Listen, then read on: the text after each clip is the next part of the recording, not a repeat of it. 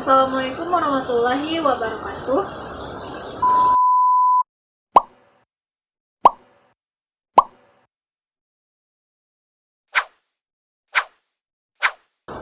Di video kali ini akan membahas tentang ekuitas. Nah, sebelumnya kita pernah membahas tentang 5 elemen utama pelaporan keuangan. Yang pertama itu ada laporan posisi keuangan ada aset, liabilitas, dan ekuitas. Kemudian di laporan laba rugi ada penghasilan dan juga beban. Kemudian untuk urutan laporan keuangan menurut PSA kelas 1 itu yang pertama ada laporan posisi keuangan, yang kedua laporan laba rugi dan penghasilan komprehensif lain, dan yang ketiga ada laporan perubahan ekuitas, dan keempat perubahan laporan arus kas. Kemudian ada catatan atas laporan keuangan. Nah, kemudian laporan yang terlebih dahulu dibuat itu yang pertama untuk perusahaan yang baru berjalan itu yang dicatat terlebih dahulu laporan posisi keuangan. Kemudian untuk perusahaan yang sudah lama berjalan itu yang ditulis terlebih dahulu itu laporan laba rugi dan penghasilan komprehensif lain. Terdapat 3 informasi penting yang berada dalam laporan laba rugi dan komprehensif lain. Yang pertama, memuat pendapatan dan beban yang ditanggung perusahaan untuk menghitung apakah perusahaan mengalami laba atau rugi pada tahun berjalan. Nah, laba dan rugi tahun berjalan ini dihitung dengan menghitung selisih antara pendapatan dan semua beban yang ditanggung perusahaan. Kemudian yang kedua itu menyajikan penghasilan atau rugi komprehensif lain. Kemudian yang ketiga ada total penghasilan atau rugi komprehensif lain. Total atau hasil laba komprehensif lain ini didapat dari laba tahun berjalan ditambah dengan penghasilan komprehensif. Kalau untuk ruginya itu adalah total rugi komprehensif lain.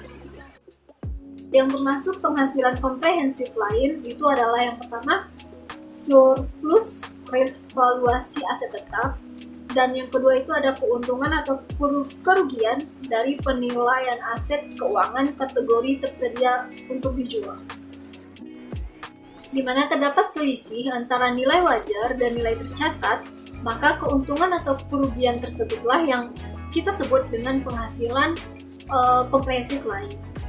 Kemudian dalam laporan laba rugi ini terdapat istilah pendapatan lain-lain dan juga penghasilan komprehensif lain. Nah, letak perbedaan antara pendapatan lain-lain dan penghasilan komprehensif lain ini, yang pertama, pendapatan lain-lain itu adalah bagian dari laba rugi periode berjalan. Berarti penyajiannya itu sebelum mendapatkan laba atau rugi periode berjalan. Kemudian yang kedua itu tuh penghasilan komprehensif lain. Nah, itu adalah bagian dari ekuitas dan penyajiannya itu setelah laba dan rugi periode berjalan. Nah, maka penghasilan komprehensif lain ini bukan bagian dari laba rugi, tapi merupakan bagian dari ekuitas. Nah, ekuitas ini sendiri itu menjadi pembeda antara bentuk kepemilikan bisnis. Nah, terdapat 3 bentuk kepemilikan bisnis. Yang pertama, itu ada perusahaan perseorangan, yang mana ekuitasnya itu merupakan modal dari pemilik dan menjadi pengurang, yang menjadi pengurangnya itu adalah PRIV atau pengambilan pribadi. Nah, dan PRIV ini termasuk bagian dari ekuitas pada perusahaan perseorangan, dan juga pada perusahaan perseorangan ini modal berasal dari pemilik. Kemudian ada perusahaan persekutuan, modalnya itu berasal dari para sekutu. Kemudian yang ketiga itu ada perseroan atau PT. Nah, ekuitas pada PT ini dibagi menjadi 2 kelompok utama, yaitu share capital dan return earning. Nah, pada PT, ekuitas yang berupa share capital ini hanya akan berubah jika ada transaksi sehubungan dengan saham. Kemudian jika perusahaan beroperasi dan memperoleh laba, maka laba pada periode tersebut itu akan menambah ekuitas pada bagian return earning, bukan pada share capital. Kemudian return earning ini dipengaruhi oleh pendapatan beban dan dividen. Masuk ke ekuitas, yang pertama ada treasury share atau saham beredar yang kemudian dibeli kembali, dan akibatnya jumlah saham yang beredar itu menjadi berkurang. Nah, jika saham yang beredar berkurang, maka ekuitas berupa modal saham akan turun. Kemudian ada karakteristik utama dari perseroan. Yang pertama itu dipengaruhi oleh aturan hukum karena PT ini merupakan perusahaan berbadan hukum. Kemudian menggunakan sistem saham karena ekuitas dari PT ini sendiri diwakili oleh kepemilikan saham. Kemudian yang ketiga itu pengembangannya itu untuk berbagai kepentingan kepemilikan. Adapun undang-undang yang mengatur khusus tentang PT itu adalah Undang-Undang Nomor 40 Tahun 2007. Kemudian masuk ke sistem saham. Yang pertama, saham yang dimiliki oleh pemegang saham itu menjadi acuan untuk membagi secara proporsional laba atau rugi. Kemudian yang kedua sebagai dasar dalam membagi hak suara. Kemudian yang ketiga sebagai dasar membagi secara proporsional aset perusahaan ketika perusahaan dilitigasi. Prioritas utama ketika semua aset dijual dan hasil penjualan aset diterima, itu yang pertama itu membayar atau melunasi hutang perusahaan kepada kreditor. Kemudian yang kedua itu untuk pemegang saham istimewa, dan yang terakhir untuk pemegang saham biasa. Kemudian yang keempat itu membagi secara proporsional hak untuk didahulukan. Artinya pemilik saham lama memiliki hak yang pertama kali membeli saham baru yang ditawarkan oleh perusahaan, atau disebut juga preemptive right atau hak didahulukan. Kemudian ada jenis-jenis saham. Yang pertama ada saham biasa, itu memiliki hak suara yang hanya dimiliki pemegang saham biasa. Kemudian memiliki risiko yang lebih besar daripada saham istimewa, dan yang terakhir itu tidak ada garansi pemegang saham biasa akan mendapatkan dividen. Kemudian pemegang saham istimewa, pemegang saham istimewa ini mendapatkan hak untuk mendapatkan dividen lebih dahulu dibandingkan saham biasa. Kemudian jika dividen bersifat kumulatif, maka ketika perusahaan tidak membagikan dividen pada tahun sebelumnya, dan tahun ini perusahaan memperoleh laba, maka dividen yang diterima itu adalah dividen pada tahun sebelumnya dan dividen pada tahun sekarang. Perbedaan antara pembagian saham bersifat kumulatif dan tidak kumulatif itu, kalau tidak kumulatif itu hanya dividen di tahun sekarang yang akan dibagikan, dan dividen yang sebelumnya itu tidak dibagikan. Saham istimewa ini mendapat urutan kedua saat penjualan aset. Kemudian kita masuk ke ekuitas. Ekuitas pada perusahaan perseroan ini, yang pertama ada share capital, yang mana ada share capital ordinary atau modal saham biasa, dan juga share capital preferred. Kemudian yang kedua ada share premium atau bagian dari ekuitas yang saldo normalnya itu adalah kredit. Kemudian ada return earning, saldo laba. Kemudian yang keempat accumulate other comprehensive income. Kemudian ada treasury share yang saldo normalnya debit, jadi menjadi pengurang ekuitas. Dan yang terakhir ada non-controlling interest atau pemegang saham minoritas. Untuk akuntansi penerbitan saham, yang pertama, saham itu diterbitkan dengan menyebutkan nilai nominal saham.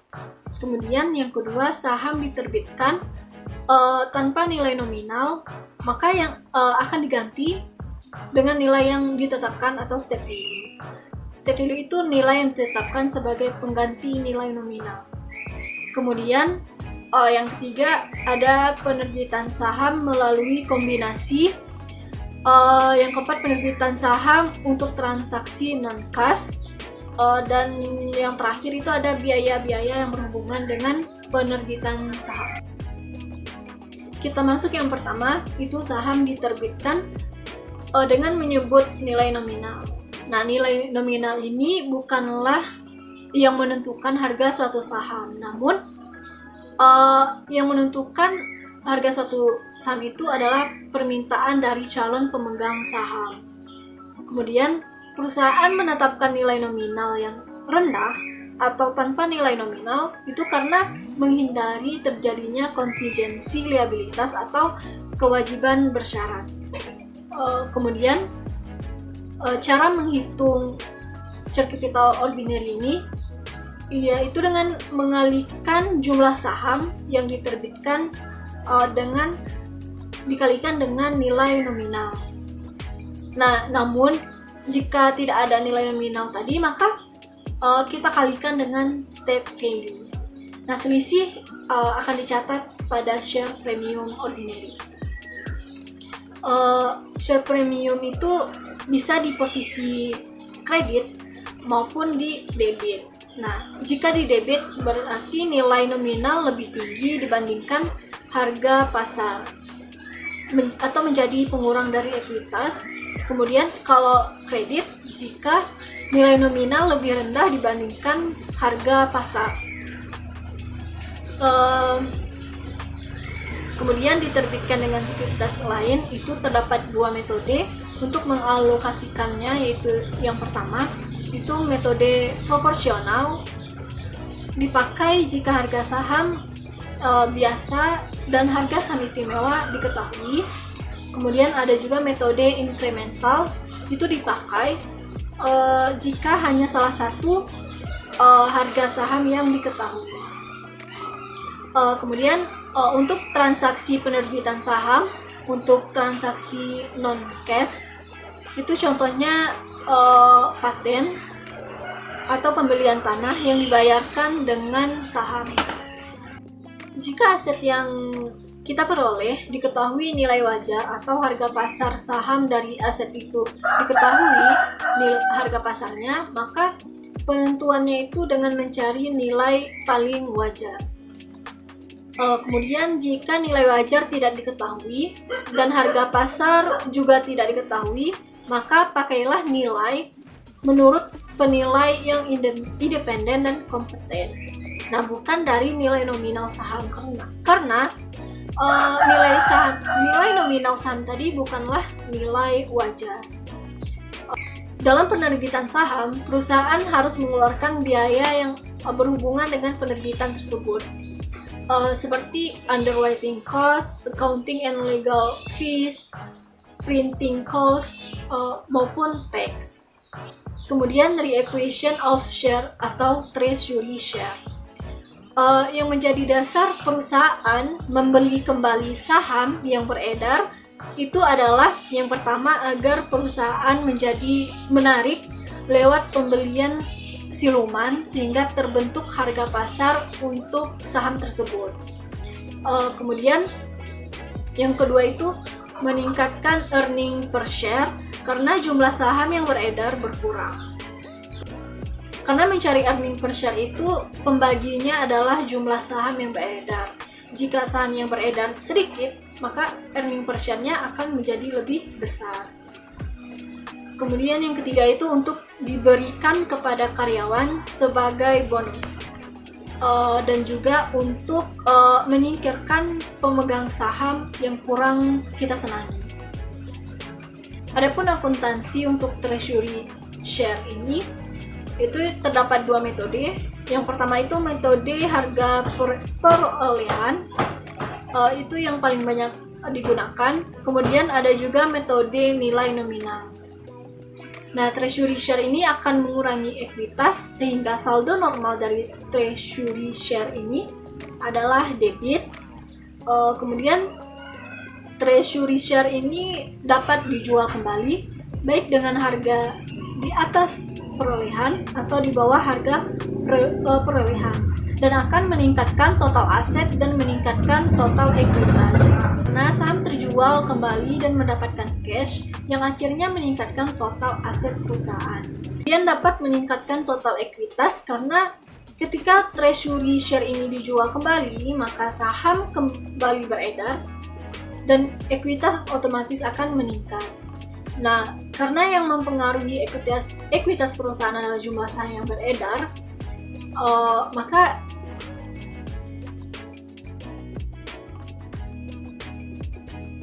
kemudian dapat meningkatkan total ekuitas karena ketika treasury share ini dijual kembali, maka saham yang beredar itu otomatis akan meningkat. Nah, karena yang mempengaruhi ekuitas itu adalah jumlah saham yang beredar. Kemudian yang menyebabkan return earning turun itu adalah adanya penjualan kembali treasury share di bawah harga perolehan. Dan saldo premium dari treasury share ini tidak lagi mencukupi untuk menutupi kekurangan tersebut, maka diambillah dari return earning.